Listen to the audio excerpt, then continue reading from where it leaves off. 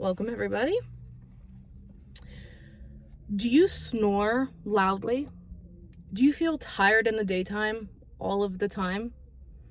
Has anyone ever told you that they've seen you not or stop breathing in your sleep? Are you 50 years old or older? Are you a male? Is your BMI greater than 35? Is the circumference of your neck greater than 40 centimeters? Well, according to an article published in the National Library of Medicine, if you've answered yes to 5 or more of these questions, you're at higher risk for sleep apnea. There are so many people living their lives so tired, they feel drained of all energy, and they have no motivation to do anything that they want to do. And so everyone around them and even themselves misconstrue this and just assume, well, that person's lazy. Well, little do they know that laziness is actually a pretty serious medical condition. Now, my father has gotten so much slack from my family and I because anytime we would watch a movie together as a family or go to the movie theaters as a family, within 10 minutes of the movie starting, my dad is out like a light. And he would snore so loudly, we'd constantly have to nudge him and slap him and be like, yo, Dad, get up. His snoring is irritating everybody in the movie theater. Well, now we know that he has very severe obstructive sleep apnea. And before he had this diagnosis, he hadn't had a proper restful night of sleep for over 20 years. Now, I myself have recently found myself always tired. I have no energy to do anything. And there have been times when I'm driving to work and I've literally had to pull off to the side of the road to take a nap in order to not fall asleep while driving and crash my car. Now, I also have obstructive sleep apnea. So let's take a look. Today, we're going to look at what is obstructive sleep apnea. What are the signs and symptoms to look out for? How is it diagnosed? And when it is diagnosed, what are some treatments and ways to manage it? So first off, what is obstructive sleep apnea?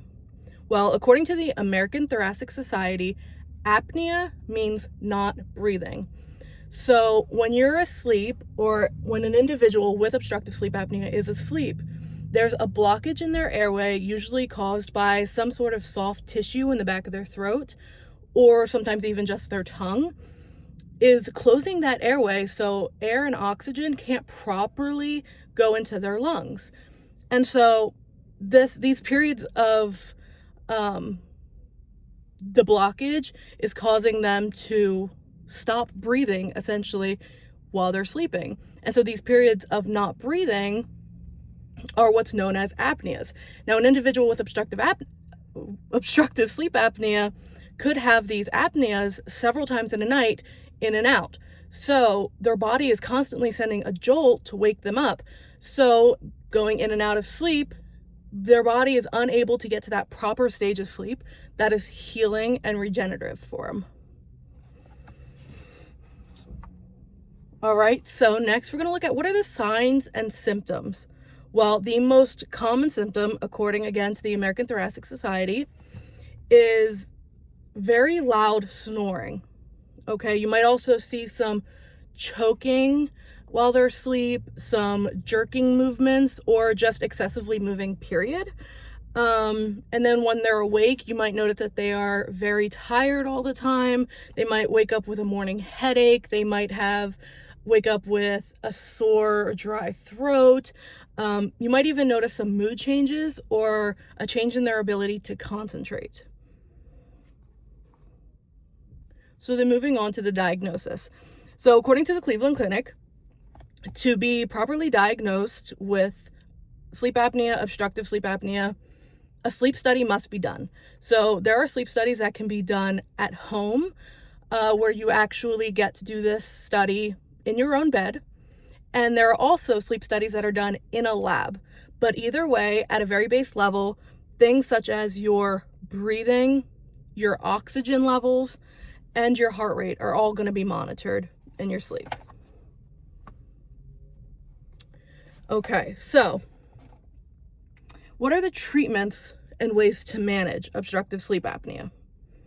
So for people with more minor cases of sleep apnea, simple life changes such as losing weight, stop smoking, stop drinking alcohol, or even just sleeping on your side can be very beneficial to minor cases of obstructive sleep apnea.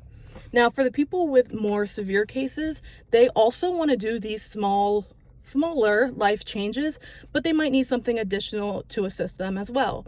The most common is a breathing device. Now, this is going to be your APAP, BiPAP, most commonly CPAP machines that are going to help them get the oxygen that they need while they're sleeping. According to the American Lung Association, there's also other ways, such as an oral device that is basically a customly made mouth guard that is made customly fit that individual. Now, there are also surgeries that can be done. There are surgeries to remove the tissue in the back of the throat, as well as removing your tonsils. And there's a surgery to move your jaw forward. Now, all of this is going to open up your airways in order to allow that oxygen to go down. So, what did we learn today? Well, we learned what obstructive sleep apnea is. We learned how to spot it, how it's diagnosed, and then how do we treat it? How do we live with it? What can we do about it? So, as we've learned, obstructive sleep apnea is a pretty serious condition.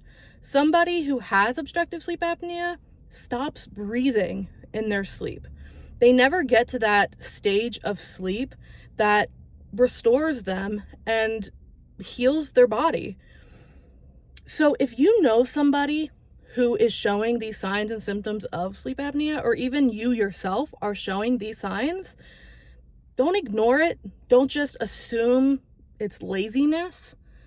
Go see your doctor. Go suggest they go see their doctor.